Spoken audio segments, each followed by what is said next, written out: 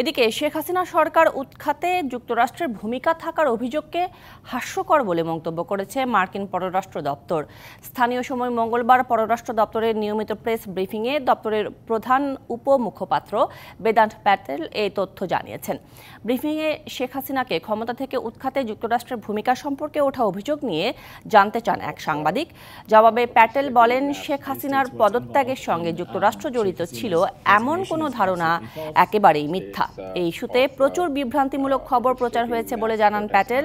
বলেন, দক্ষিণ এশিয়ায় বন্ধু রাষ্ট্রগুলোতে তথ্যের সত্যতা নিশ্চিত করতে মার্কিন সরকার প্রতিশ্রুতিবদ্ধ। শেখ হাসিনাকে ক্ষমতাচ্যুত করার ক্ষেত্রে যুক্তরাষ্ট্রের কোনো ভূমিকা ছিল না বলে সোমবার জানিয়েছিল হোয়াইট হাউস।